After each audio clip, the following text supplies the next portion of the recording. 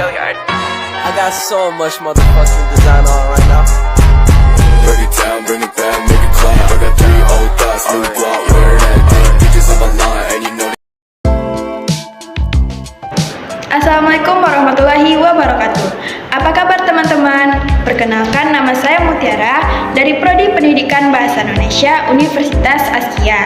Pada kesempatan kali ini saya akan menjelaskan sedikit tentang supervisi pendidikan. Simak video ini baik-baik ya teman-teman. Nah, yang pertama, pengertian supervisi pendidikan. Supervisi berasal dari dua kata, yaitu super dan vision. Kata super mengandung makna peringkat atau posisi yang lebih tinggi, superior, atasan, lebih hebat atau lebih baik. Sedangkan kata vision berarti mengandung makna kemampuan untuk menyadari sesuatu tidak benar-benar terlihat. Berdasarkan penggabungan dua unsur pembentukan kata supervisi, dapat disimpulkan bahwa supervisi adalah pandangan dari orang yang lebih ahli kepada orang yang memiliki keahlian di bawahnya. Nah, selanjutnya alasan rasional pentingnya supervisi pendidikan. Alasan rasional mengapa supervisi itu penting adalah untuk perbaikan pengajaran atau pembelajaran. Untuk mendukung proses pembelajaran yang bermutu, hal tersebut juga ditentukan oleh berbagai unsur dinamis yang akan ada di dalam sekolah dan lingkungan sebagai suatu kesatuan sistem.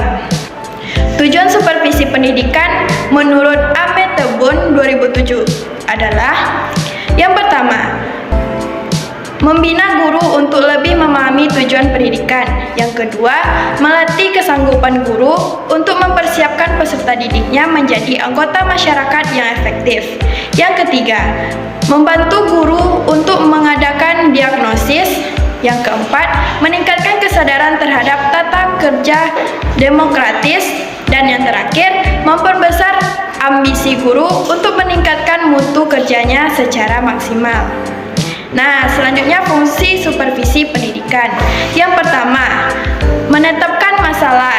Nah, menetapkan masalah yang betul-betul mendesak untuk ditanggulangi, yang mana sebelumnya dilakukan pengumpulan data tentang masalah tersebut.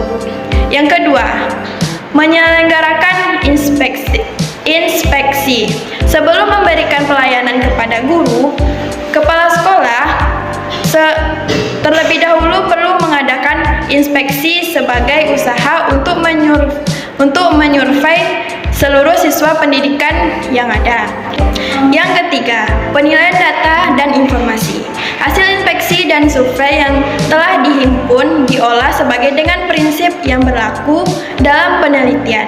Yang keempat, penilaian. Penilaian merupakan usaha untuk mengetahui segala fakta yang mempengaruhi kelangsungan persiapan, perencanaan dan program penyelenggaraan dan evaluasi hasil pengajaran. Yang kelima, pelatihan. Berdasarkan hasil penelitian dan penilaian, diterapkan bahwa kemampuan guru terhadap beberapa aspek yang berkaitan dengan pengajaran masih kurang. Dan yang terakhir, pembinaan dan pengembangan. Nah, kegiatan ini dimaksud untuk menstimulasi pengarahan, memberikan semangat agar guru-guru mau menerapkan cara-cara baru. Nah, selanjutnya ruang lingkup supervisi pendidikan. Di dalam peraturan pemerintah nomor 19 tahun 2005, pasal 57 mengklasifikasikan supervisi terdiri dari dua bagian. Yang pertama, supervisi akademik, dan yang kedua, supervisi manajerial. Untuk supervisi manajerial dan akademik secara mendasar dapat ditinjau berdasarkan, yaitu yang pertama, supervisi manajerial, mampu membina kepala sekolah dan staf dalam meningkatkan kinerja sekolah. Sedangkan supervisi akademik mampu membina guru dalam meningkatkan kualitas pembelajaran. Nah, selanjutnya prinsip supervisi pendidikan. Prinsip supervisi pendidikan dikenal sebagai prinsip praktif. Prinsip ini juga dapat dikelompokkan menjadi dua, yaitu prinsip positif dan negatif. Nah, apa saja itu prinsip-prinsip positif? Yang pertama, Supervisi harus konstruktif dan kreatif. Pelaksanaan supervisi diharapkan dapat membina inisiatif guru serta mendorongnya untuk aktif dan mengembangkan potensi atau kemampuannya.